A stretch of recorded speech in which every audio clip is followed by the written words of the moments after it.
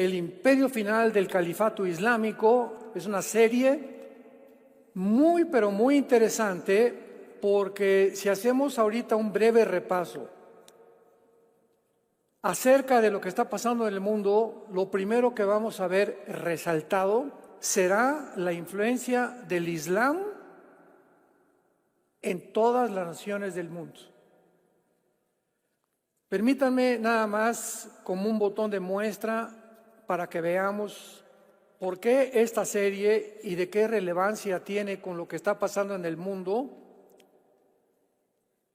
El alcalde de Londres, musulmán.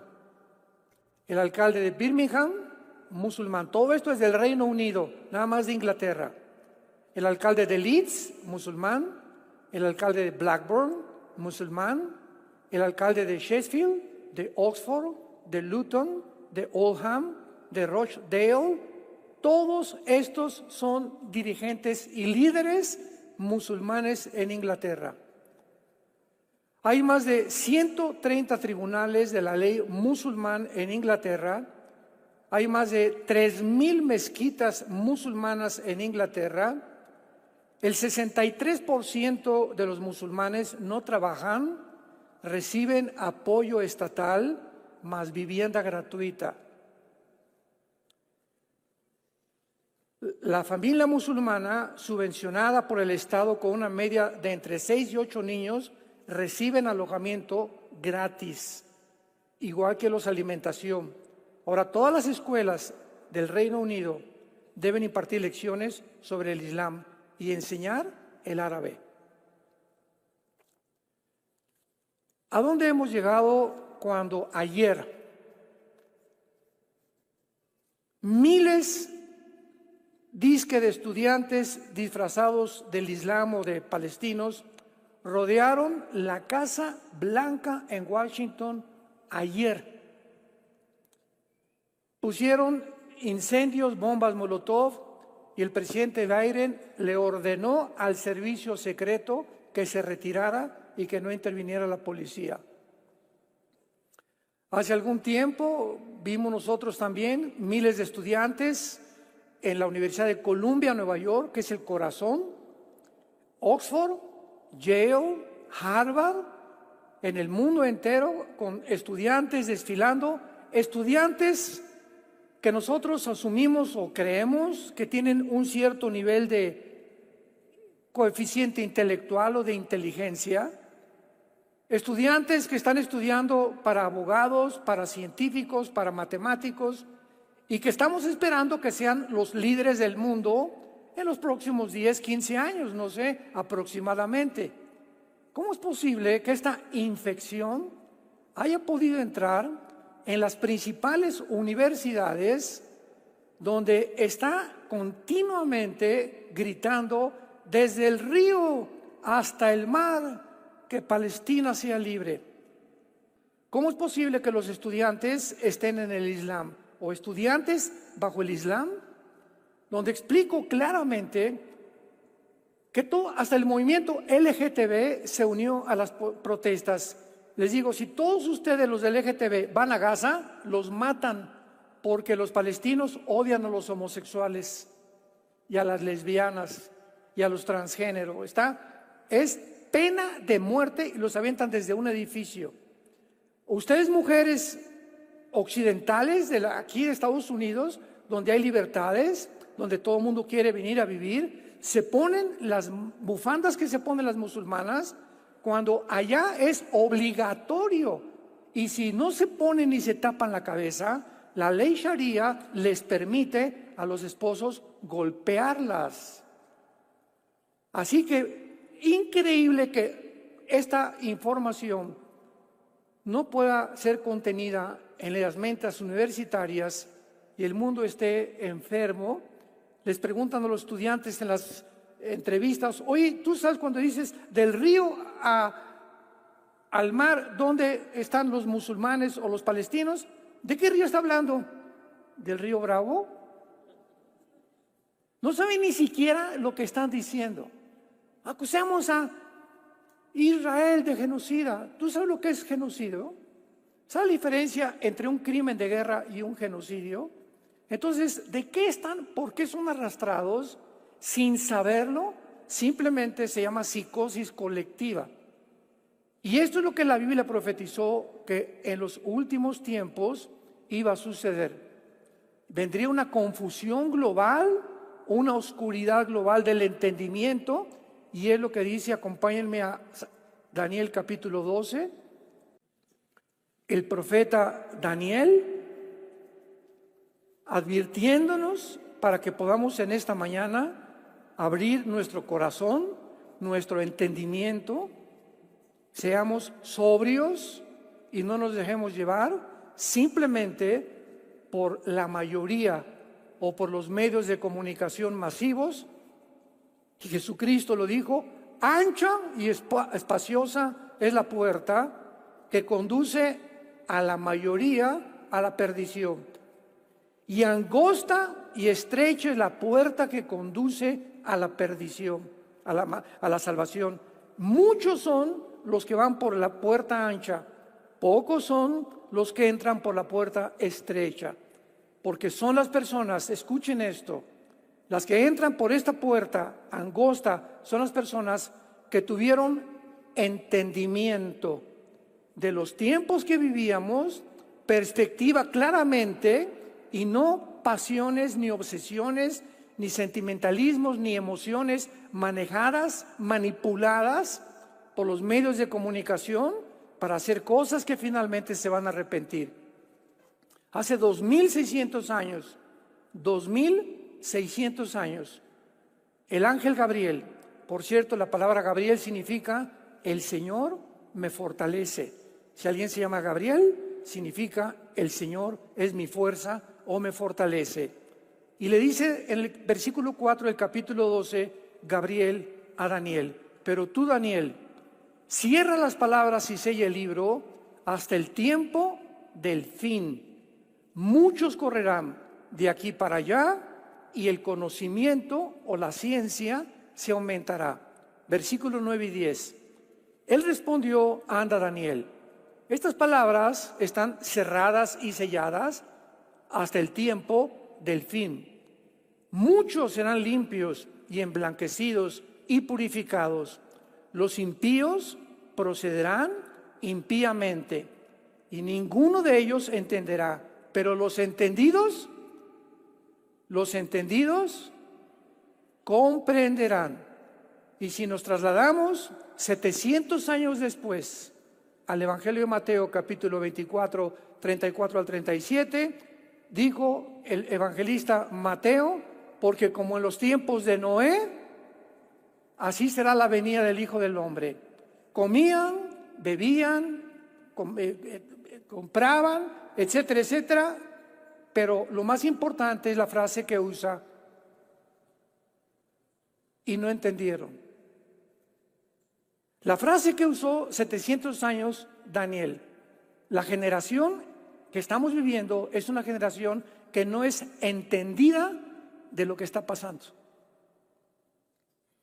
¿Y por qué no es entendida? Venía ahorita platicando con mi hijo Caleb en la carretera. Es la generación milenial y la generación Z. Están desinformados completamente de lo que está pasando en el mundo. No entienden lo que pasó en el Holocausto o el movimiento nazi. No entienden todo lo que está sucediendo en Europa. No entienden tampoco por qué Gaza está como está. Pero los medios de comunicación, es que es un genocidio y miles de civiles. Todo esto lo han inflado a un grado para ahora los malos ser buenos y los buenos ser malos. Falta de entendimiento. Pero si tú vas allá a Gaza, no duras 24 horas vivo. Y cuando dicen libremos a Gaza y libertad a los palestinos, lo que están haciendo al protestar es hundiendo a los palestinos, porque ellos sí quieren ser libres, pero de Hamás, del grupo terrorista que los tiene como los tiene. Y cuando griten liberen a Palestina, están apoyando a que sigan ahí viviendo y que los sigan explotando.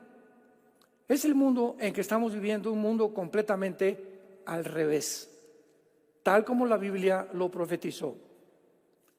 Vamos a abrir nuestras Biblias en esta mañana en el libro de Ezequiel en el Antiguo Testamento, capítulo 38, y vamos a evidenciar, a demostrar, a probar que la guerra que se muestra en estos dos capítulos, la profecía que hace 2700 años el profeta Ezequiel ha vertido en estas páginas, es la más detallada de todas las profecías de la Biblia de los últimos tiempos.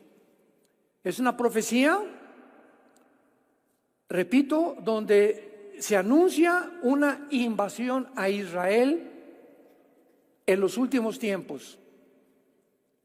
Y en esta profecía, lo increíble es que se mencionan las naciones que van a estar involucradas en esta invasión, con detalles como lo vamos a ver a continuación, y todas estas naciones son islámicas.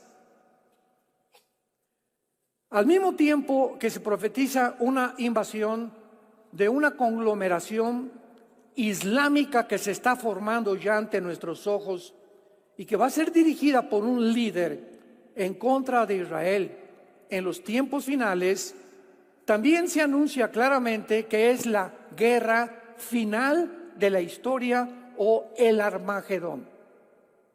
¿Qué estoy diciendo? Que el capítulo 38 y 39 de Ezequiel describe la última guerra mundial, la tercera guerra mundial, la batalla del Armagedón. ¿Cuál va a ser nuestro objetivo en esta mañana? Demostrar que exactamente las características de esta guerra son paralelas, iguales, similares a la guerra del Armagedón en el libro del Apocalipsis. Vamos a ver en primer lugar en el capítulo 39 de Ezequiel, versículo 17 al 20, que se describe al terminar esta guerra un gran banquete de Dios. Y dice así: y tú, hijo de hombre, así ha dicho Jehová el Señor, di a las aves de toda especie, a toda fiera del campo, juntaos y venid, reuníos de todas partes a mi víctima que sacrifico para vosotros, un sacrificio grande sobre los montes de Israel. Comeréis carne y beberéis sangre. Comeréis carne de fuertes, beberéis sangre de príncipes de la tierra, carneros, corderos, machos cabríos, bueyes, toros engordados, todos en Basán. Comeréis grosura hasta saciaros, beberéis sangre hasta embriagaos, de sangre de las víctimas que para vosotros sacrifiqué. Y os saciaréis sobre mi mesa de caballos, de jinetes fuertes, de todos los hombres de guerra, dice Jehová. Comparemos las condiciones en las que termina esta invasión con el libro de Apocalipsis, capítulo 19, versículos 17 y 18. Y dice así, Apocalipsis 19, 17 y 18. Y vi a un ángel que estaba en pie en el sol y clamó a gran voz, diciendo: a todas las aves que vuelan en medio del cielo, vengan y congregaos a la gran cena de Dios, para que coman carne de reyes, de capitanes, de fuertes, de caballos, jinetes, de todos libres y esclavos, pequeños y grandes. Y la bestia y a los reyes de la tierra y sus ejércitos, reunidos para guerrear contra el que montaba el caballo y contra su ejército. Exactamente, está colocada las mismas características, la misma guerra, cuando Jesucristo viene por segunda vez. La evidencia más común y más clara entre esta batalla y la del Armagedón es que en la conclusión de ambas, Dios hace un llamado a las aves, a las fieras, a los animales, para participar del banquete que se le llama de los soldados, de los miles que van a quedar tirados en el valle del Megiddo. Y notamos que también se aplica la batalla del Armagedón y del Anticristo a la misma batalla que Ezequiel, 700 años que el profeta anunció. Ahora, no cabe duda que el apóstol Juan tomó esta descripción en el Apocalipsis de Ezequiel, inspirado por el Espíritu Santo. Y la pregunta es la siguiente: para pasar a la segunda prueba. ¿Por qué usaría Dios un pasaje que describe la destrucción de Gog, que así se le llama el líder de la invasión de Ezequiel 38 y 39, Gog? ¿Por qué describiría Dios a Gog y lo aplica para la destrucción del anticristo si estos dos pasajes fueran diferentes? Veamos en segundo lugar, en el capítulo 38 de Ezequiel. ¿Ven por qué es importante traer su Biblia? Ezequiel 38, versículo 20. Veamos que ambos son destruidos por un gran terremoto. Que los peces del mar y las aves del cielo y las bestias del campo y toda serpiente que se arrastra sobre la tierra y todos los hombres que están sobre la faz de la tierra temblarán ante mi presencia. Vemos que en esta guerra de Ezequiel 38, la presencia de Jehová, que va a ser Jesucristo, va a ser real. Se va a manifestar físicamente, porque la palabra presencia en el hebreo es la palabra panim, con P de papá y M de mamá al final. Panim, que significa la presencia física de algo o de alguien. Temblarán ante mi presencia y se desmoronarán los montes y los vallados caerán y todo mundo caerá a tierra. Bueno, ahora comparemos esto con Apocalipsis 16, versículo 18 al 20. Entonces hubo relámpagos y voces y truenos y un gran temblor de tierra. ¿Qué dice? Un gran temblor de tierra. Un terremoto tan grande que no lo hubo jamás desde que los hombres han estado sobre la tierra. Y la gran ciudad fue dividida en tres partes. Las ciudades de las naciones cayeron y la gran Babilonia vino en memoria delante de Dios para darle el cáliz del vino del ardor de su ira. Ojo, y toda isla huyó y los montes no fueron hallados. Así pues vemos que no solo encontramos estas similitudes en el banquete, sino también que directamente, si todos los montes en la batalla de Ezequiel 38 y 39 van a caer, junto con las islas van a desaparecer, ¿cómo van a volver a caer años más tarde si el Armagedón fuera diferente? ¿Me van siguiendo?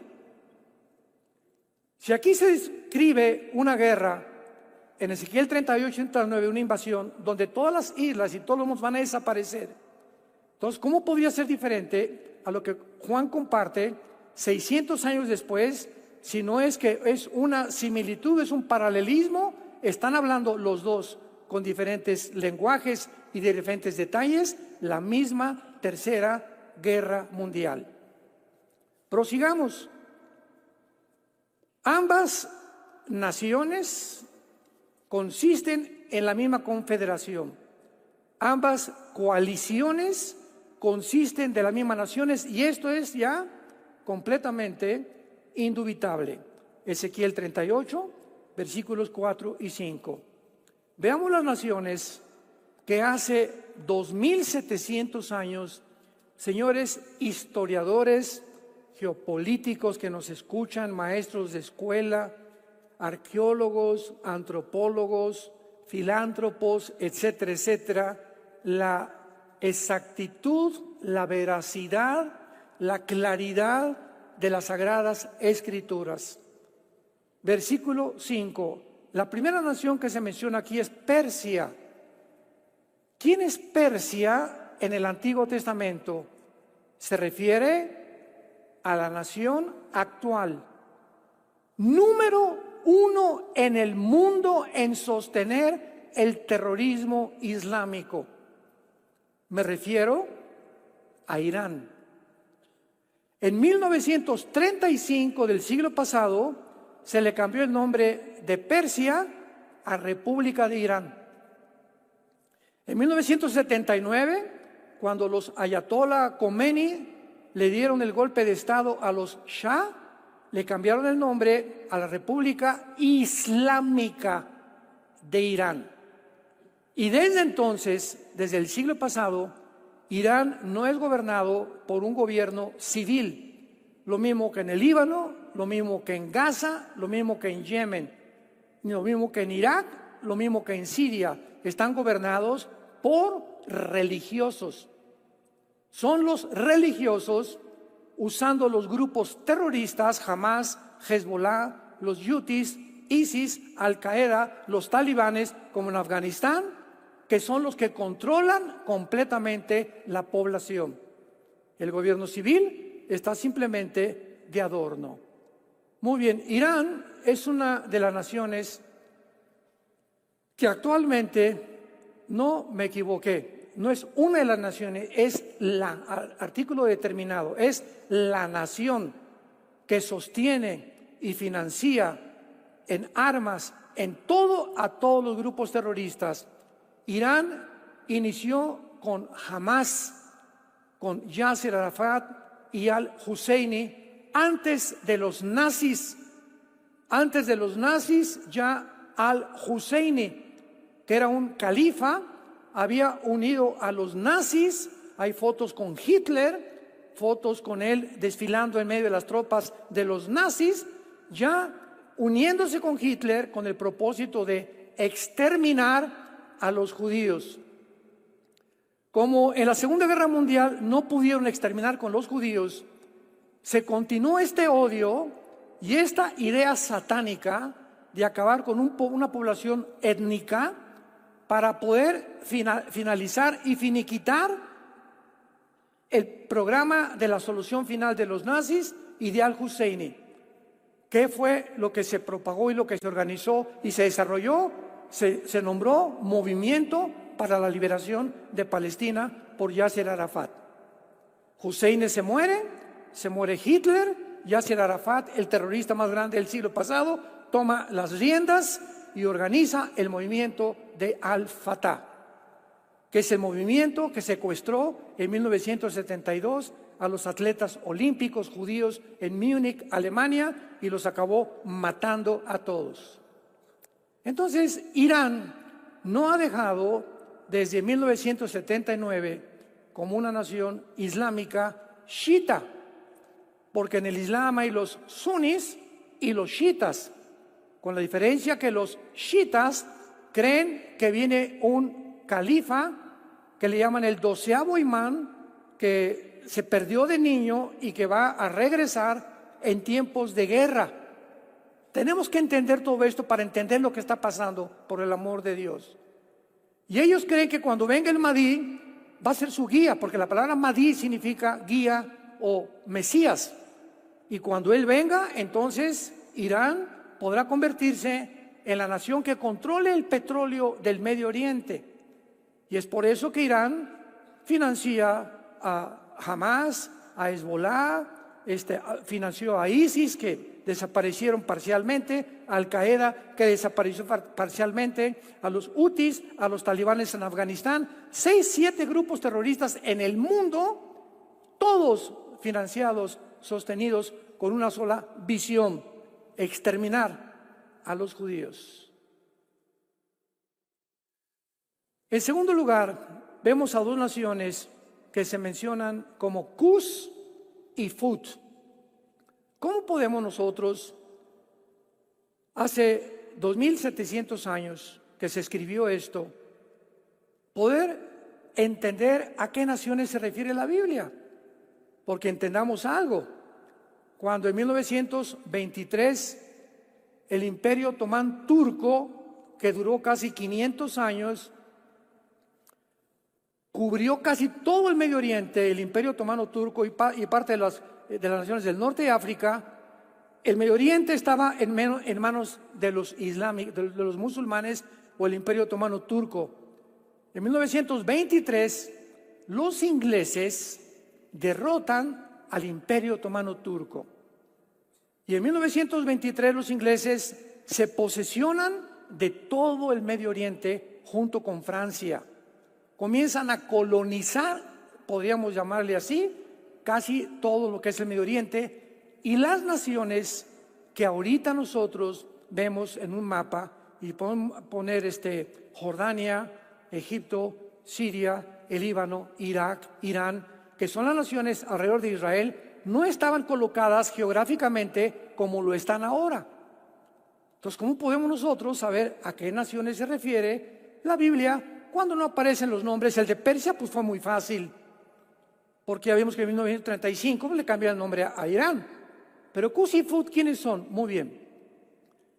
Para todos ustedes que estudian la Biblia, la única forma de determinar las naciones mencionadas con estos nombres como Cus y Fut y ubicarlos en la zona geográfica, porque la única manera de saber en esa zona geográfica donde están Cus y Fut quiénes están, para determinar qué naciones ahora ocupan ese territorio. Tenemos que regresar al capítulo 10 del libro de Génesis. Y en el capítulo 10 del Génesis se describe las 70 naciones que se originaron de los 3 hijos de Noé. Después del diluvio, los únicos sobrevivientes fueron 8 personas: Noé, su esposa, sus 3 hijos, Jafet, Sem y Cam. Y de ahí se formaron todas las naciones del mundo. De Jafet se formó todo lo que es el territorio anglosajón, Europa.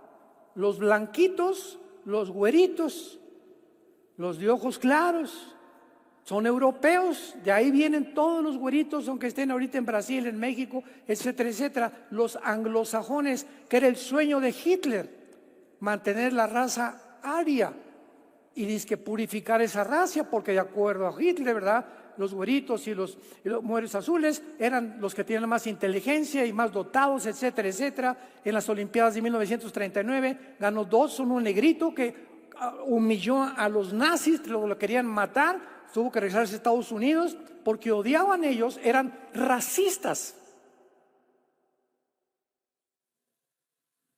Y aquí encontramos en el capítulo 10 de Génesis que Cam funda el continente africano y Sem todo lo que es el Medio Oriente y el Asia Menor y el Asia Central.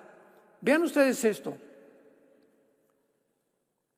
Si vemos un mapa, vemos que en el Asia, casi todos, ¿verdad? Vamos a ver China, Mongolia, Corea, Japón, Filipinas, etcétera, etcétera, tienen rasgos característicos diferentes de los occidentales. Aquí no hay nadie así. Y esto no es burla, ¿verdad? Simplemente es una comparación. Los japoneses lo tienen un poco más, los párpados más acá, los coreanos un poco más jalados los párpados, pero son características que los ubican a ellos como asiáticos, descendientes de Sem. Ahora bien, todos estos asiáticos emigraron y llegaron al continente americano, donde tú y yo vivimos ahorita, y entraron al continente americano por el estrecho de Bering, casi cerca de Alaska. Por ahí entraron y llegaron y formaron Estados Unidos. ¿Quiénes son los que formaron Estados Unidos? Los indios cherokees, los sioux, los apaches, todos con las mismas características asiáticas, porque venían del Asia de los descendientes de Sem. Ya casi los ojos rasgados los fueron perdiendo poco a poquito. Y llegamos a México, tlaxcaltecas, chichimecas, náhuatls, aztecas, etcétera, etcétera, con las mismas características. Y llegamos al Ecuador, los lacandones, y llegamos a las selvas de Sudamérica, las mismas características. Todo el pueblo indígena del continente americano descienden de Sem, de los semitas. Y del otro, Sem y de Jafet y de Cam, el continente africano. Ahora bien, Cus y Fut los encontramos en el versículo 2 de Génesis capítulo 10. Los hijos de Jafet, vimos que son los que forman el grupo anglosajón europeo, Gomer, Magog, Madai, Javán, Tubal, Mesec, que aparece también en Ezequiel 38, y Tiras. Los hijos de Javán, Elisa, Tarsis, Kitim y Dodanim. Versículo 6, los hijos de Cam, Cus, Mizraim, Fut. ¿Quiénes son pues entonces Cus y Fut en Ezequiel 38? Las naciones que están formando ahorita el norte de África, y me refiero a Etiopía, Sudán y Libia principalmente, y son primordialmente musulmanas también. Ahorita la nación más grande en el mundo musulmana es Indonesia, le sigue Etiopía, y vemos nosotros que estas naciones van a formar parte de la coalición de naciones que va a dirigir el anticristo. Vamos bien.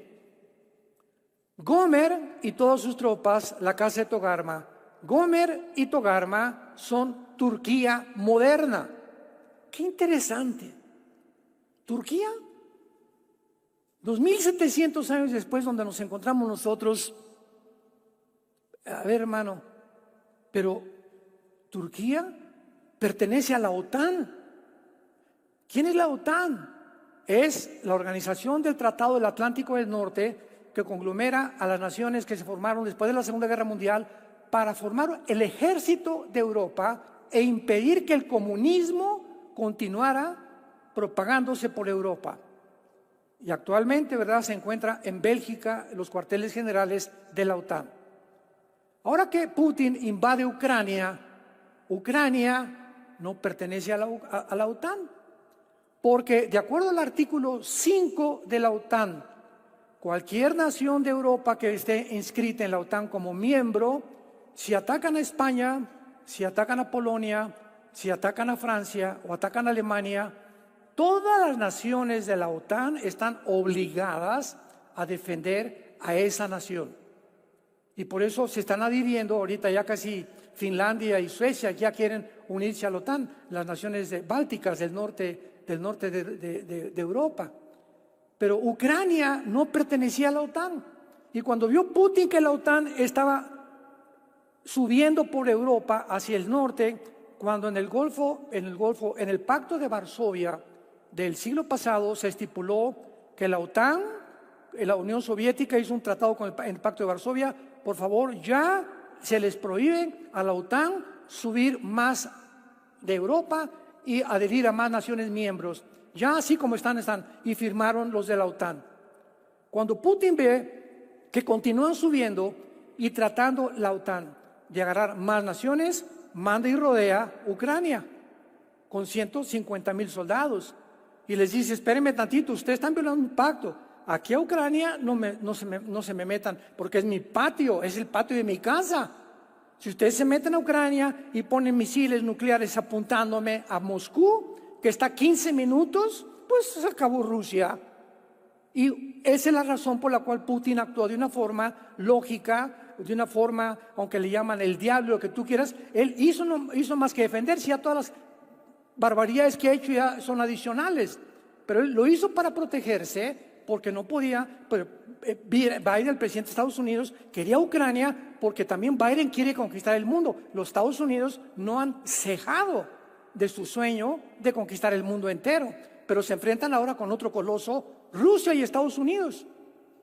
Entonces estamos viendo tú y yo en el siglo XXI, donde por primera vez las naciones occidentales, Europa y Estados Unidos, que supuestamente están unidos, supuestamente porque Estados Unidos ya es un tigre de papel, y por el otro lado están los africanos que estaban esperando en Europa, y está en Europa que estaban esperando en Rusia y Estados Unidos también, que se unen los dos colosos, el Oriente y el Occidente, y ahora se enfrascan. El Oriente ya no es una pelea entre España contra Brasil o Estados Unidos contra Japón. Ahora son dos hemisferios los que se enfrentan en el tablero del ajedrez del mundo para tratar quién se come el pastel.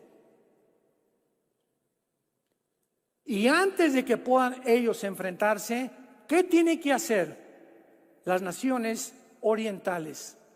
Número 1, conquistar el Medio Oriente, porque ahí está el petróleo. Número 2, China tiene que conquistar Taiwán, porque Taiwán tiene el 65% de la producción de los chips del mundo entero. Ahora que estuvo la pandemia, vimos el caos en las fábricas y en la producción de vehículos, que no había, ibas a comprar un carro, no había carros nuevos, artículos de radio, cosas comenzaron a dejar de vender porque los chips los fabrican en Taiwán. Y si China está unida con Rusia y con Irán, porque ya son compadres, y ahora que se les unió Turquía, lo voy a explicar, pues entonces tiene primero Taiwán y el Medio Oriente conquistarlo, que es lo que están haciendo ahorita. Porque el Dios de la Biblia es el Dios de Israel. Y dijo que es indestructible y que nadie lo podrá eliminar ni aniquilar hasta que Jesucristo venga. Y que la Tercera Guerra Mundial tendrá lugar de una forma que no es coincidencial en el territorio que ocupa ahorita Israel. Ahí va a ser la Tercera Guerra Mundial. Para que vean nomás las ramificaciones y la relevancia de todo lo que está sucediendo y por qué está concentrado el Medio Oriente. Vuelve otra vez a resurgir en los encabezados de los periódicos, porque ahí es donde la Biblia profetizó hace cientos de años que iba a culminar la historia con esta matazón. Muy bien, Turquía, nos quedamos con Turquía, pertenece a la OTAN. Erdogan, Recep Tayyip Erdogan, presidente de Turquía actualmente, es uno de los más grandes líderes islámicos del mundo también. Hace como 1 año, 2 años, dictó una conferencia y él dijo que él anhelaba ser el próximo califa del mundo islámico, cosa que no ha podido todavía. Él propició un autogolpe de Estado hace algunos años y ahora él tiene un control completamente. Pero cuando vino la guerra de Ucrania y como pertenece a la OTAN, se dio cuenta Erdogan, como otras naciones que se venden: no tengo grano, no tengo armas, no tengo petróleo. Putincito, ¿qué, mijito? Venga, para acá, aquí siéntese, mira, aquí yo lo voy a... Aquí siénteme, aquí siéntense todito, vénganse para acá, ahorita es el tiempo, aquí yo los voy a cuidar. Yo soy la mamá de los gallinos de los huevos de oro. Júntense conmigo y los voy a proteger. Y esto ha hecho que todas las naciones, desde la guerra de Ucrania, porque Ucrania es el 65% que produce el petróleo, el trigo en el mundo. Y entonces si Erdogan en Turquía no tiene comida y no tiene armas, pues sufrió un golpe de Estado. Entonces ya no corrió con Biden. Y ahorita repito, Biden es un tigre de papel. Estados Unidos ya va, pero así, una velocidad impresionante hacia abajo. Qué coincidencia que no aparece en la Biblia Estados Unidos. En las naciones que estamos mencionando no aparece Estados Unidos, lo que nos asumimos que va a desaparecer, ya sea moralmente, ya sea una bomba nuclear, no sabemos, pero Estados Unidos pasa a segundo o tercer lugar en la supremacía política, económica y militar del mundo. Entonces ahorita todos están bajo el paraguas de Putin y le dice Putin, vente para acá, y esto hace que Erdogan en cualquier momento le diga a la OTAN adiós. Vean, síganme esto con mucho cuidado. Cuando Turquía le diga a la OTAN adiós, renuncio, porque así lo dice la Biblia, que Turquía forma parte del gobierno del anticristo final, entonces Europa se queda sin ejército. Se quedó sin Inglaterra. ¿Se acuerdan del Brexit?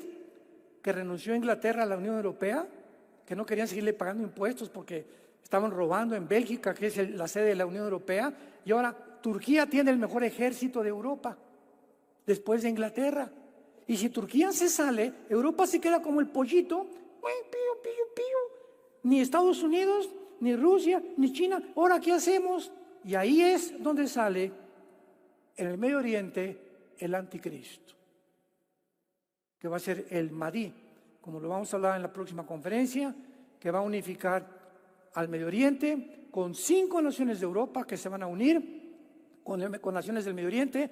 Se va a formar un G10, y cuando oigamos, no especulen antes que el anticristo está acá y este y el otro, hasta que no se junten 10 naciones, 5 del Medio Oriente, y 5 de Europa, una vez que se unan, van a gobernar algún tiempo el mundo o van a comenzar a dictar los parámetros y los protocolos del mundo. De una de esas naciones surge el cuerno pequeño, que se escribe en Daniel 7 como el anticristo.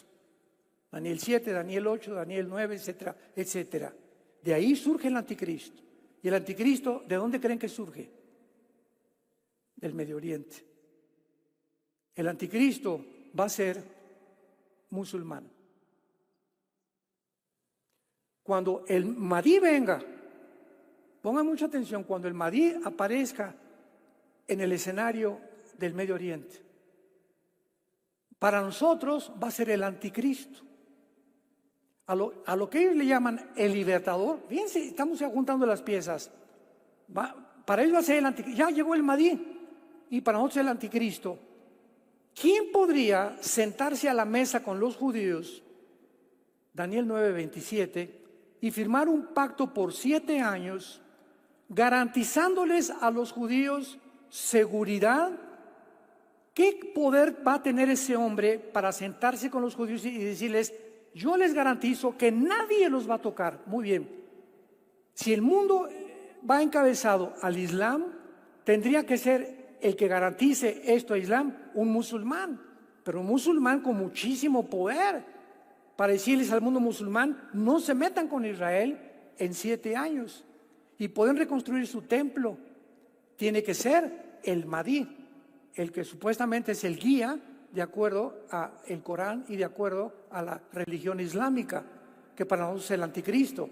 A los 3 años y medio, lo sabemos, el anticristo los traiciona y entonces el mundo musulmán se viene contra Israel. Ezequiel 38, Ezequiel 39. ¿Me siguieron un poquito? Cuando analizamos todo de una forma geopolítica, bíblica, filosófica,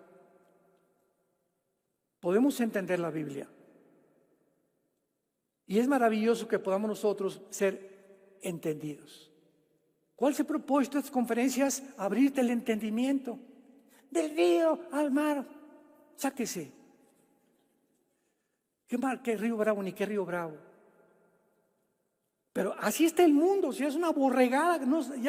Y lo más grave es que nuestra generación de jóvenes, y ahora la generación Z, los niños, ¿verdad? O sea, de los 90 del siglo pasado para acá, es una generación de jóvenes que están súper influenciados por el TikTok, Instagram, Facebook. Y mira qué dijeron, y a quién critican, y de quién hablan, y no es cierto, y sí es cierto, están completamente influenciados. Y lo que ven y lo que oyen, lo creen y lo absorben como si fuera una realidad. Esa es la tragedia. Ya no estudian, ya no leen. Vamos a comer ahora que fue mi cumpleaños, yo le dije a mi esposa, ella sabe que me chocan los panchos. No el trío Los Panchos, ¿eh? O sea, hace algunos años mi esposa hasta mariachis me juntó ahí en un salón y no sé qué tantas cosas. Y siempre, nunca me ha gustado a mí eso. Siempre para mí un cumpleaños, mi esposa, mis hijos, la familia o pastores y nada más. Y no tanto borlote, el cumpleaños y aquí, y tú volteas a ver a todo el mundo y saludarlo. Me choca. Bueno, así soy yo, ¿verdad? Respétenme. Y entonces, pues fuimos a comer, ¿verdad? Sencillo, 4, 5, 6 personas, así pasé mi cumpleaños, así como me gusta pasarlo. Y estamos platicando, y siempre que nos vamos a comer, prohibido que saquen el celular. En la casa, igual a la comida, en el desayuno y la cena, a mis hijos o los que estén ahí, prohibido que nadie. Y si tú vas a una comida y pones tu celular en la comida, es la falta de respeto más grande que tienes. Porque con la persona que te está invitando le estás diciendo: sabes, estoy atento, y si me hablan por teléfono, te dejo de hablar. Estamos ya obsesionados con la tecnología que está completamente haciéndonos adictos. Ya no puedo estar sin que alguien me diga: ¿y cómo está la cosa? Y por aquí, y tengo que estar aquí en mi aparatito día y noche, porque si no, me viene una crisis nerviosa. Pruébate un fin de semana no usar el celular, a ver cómo reaccionas. Así que te valga ya sabes. Y no lo uses ni lo hables, a ver cómo te vas a sentir. Y ahí te vas a dar cuenta qué tan adicto eres a la tecnología. Pero es triste que lleguemos a ese punto. Entonces, finalmente, aquí en nuestro pasaje, encontramos también que otra de las pruebas más grandes, que no solamente son las mismas naciones que van a formar parte del anticristo, como es posible que formen parte también de una invasión que se había enseñado que iba a ser o antes o al principio de la tribulación o a la mitad de la tribulación. La invasión de Gog y de Magog va a tener lugar a la mitad de la tribulación. Y una de las razones por las cuales yo también me equivoqué se encuentra en Ezequiel 39. Veamos lo que dice, versículo 9. Es una de las razones por las cuales llegamos a creer muchos eruditos en la Biblia, teólogos, estudiantes, que no podría ser más que antes de la tribulación. Dice así, Ezequiel 39:9. Con esto terminamos. Y los moradores de las ciudades de Israel saldrán y encenderán, quemarán armas, escudos, paveses, arcos, saetas, dardos de mano, lanzas, y los quemarán en el fuego por 7 años. Entonces deducimos lo siguiente: 7 años dura la tribulación. No puede ser que Israel se pase quemando las armas de todos estos ejércitos durante 7 años, porque a la mitad de la tribulación el anticristo los va a comenzar a perseguir. Mateo 24:15, cuando vea la abominación desoladora que habló el profeta Daniel, escápense de Judea, huyan a los montes. Entonces dijimos, tiene que ser antes de la tribulación, porque son 7 años que no pueden meterse durante la tribulación. Pero si ocurre a la mitad de la tribulación, recordemos algo, decíamos, bueno, pero entonces el milenio, ¿van a estar en el milenio recogiendo armas? Sí. Y eso fue lo que nos sorprendió. Y después de estudiar un poquito nos damos cuenta que no conocíamos la naturaleza del milenio como la deberíamos de conocer. O sea, es posible que pasen 3 años y medio, los primeros del milenio, quemando estas armas, porque lo dice claramente, que no lo queríamos ver, versículo 13, los enterrará todo el pueblo de la tierra y serán para ellos célebres en el día que yo sea glorificado.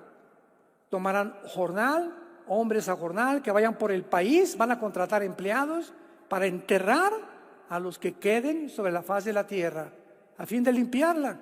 Al cabo de 7 años, de 7 meses, harán el reconocimiento. Y pasarán los que irán por el país, y los que vean los huesos de algún hombre, pondrán junto a ellos una señal, hasta que los entierren los sepultureros. ¿Saben por qué? Porque estarán conscientes en ese tiempo de la contaminación de las bombas nucleares. Entonces van a poner donde vean muertos, banderas, para que sepan, ¿verdad?, que tienen que venir los que vengan con aparatos y cubiertos con trajes especiales para que ellos entierren a los muertos. Y esto va a llevarse a cabo, el único tiempo que puede llevarse a cabo esto es en el milenio. Y finalmente el capítulo 39 de Ezequiel termina diciendo, fíjense ustedes que ya el botón o la cereza en el pastel, versículo 21, pondré mi gloria entre las naciones y las naciones verán mi juicio que habré hecho y mi mano que ellas puse. Y de aquí en adelante sabrá la casa de Israel que yo soy Jehová su Dios. Entonces, ¿cómo puede ser antes de que se convierta Israel? Cuando después de esta guerra Israel se convierte. Y lo dice el versículo 29. No esconderé más de ellos mi rostro, porque habré derramado mi espíritu sobre la casa de Israel. ¿Cuándo sucederá esto? Al final de la gran tribulación. Romanos 11, 25, 26. Y todo Israel será salvo. Esto sucederá, Zacarías 12, Zacarías 14, al final de la tercera guerra mundial. Apocalipsis 1, 7. Y verán al que traspasaron, y todos los pueblos de la tierra harán lamentación. Los judíos verán a Jesús, llorarán y podrán reconocer Baruch Hashem, Adonai Elohim. Jesús lo dijo en Lucas, hasta que ustedes me reconozcan, no voy a regresar. hasta que digan bendito el que viene en el nombre del Señor. Y nosotros estaremos con Jesús recibiendo a estos judíos y entrando, y tal vez formemos parte de los sepultureros.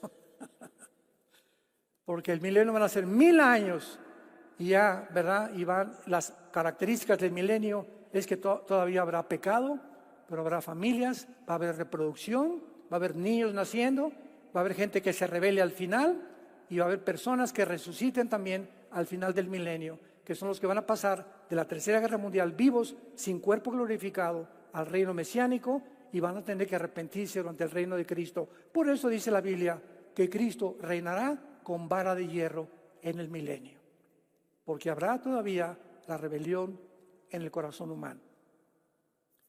Te damos gracias, Padre, por tu palabra en esta mañana. Benditos los entendidos que puedan comprender el maravilloso plan de Dios. Yo soy el alfa y el omega, el principio y el fin, dice el Señor. Yo soy el que vivo, pero estuve muerto, pero ahora vivo por los siglos de los siglos. Y tengo las llaves de la muerte y tengo las llaves del infierno. Dichosos y felices los que oyen las palabras de esta profecía, porque el tiempo está cerca. Y todos los que guardan las cosas escritas en ella.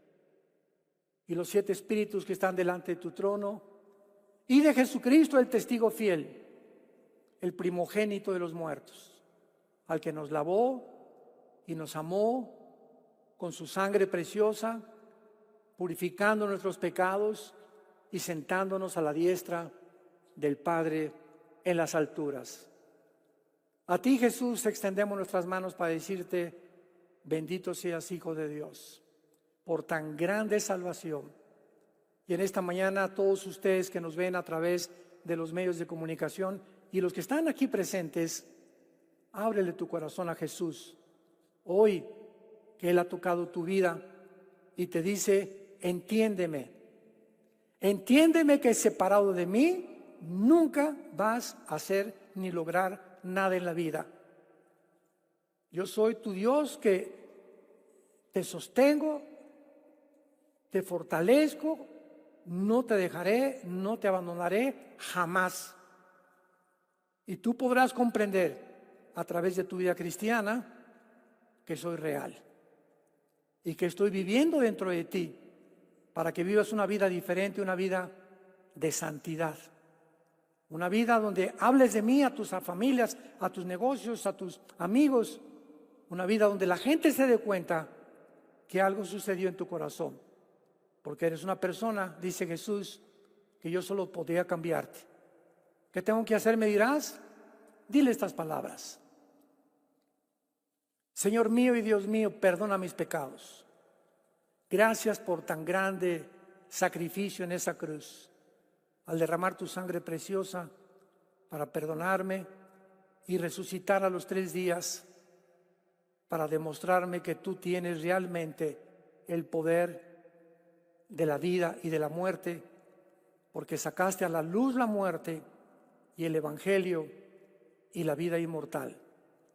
Te recibo como mi Señor en este instante y te doy gracias porque ahora sé que podré vivir y morir en paz, ya que mis pecados han sido perdonados por tan grande sacrificio que tú hiciste en mi lugar en esa cruz.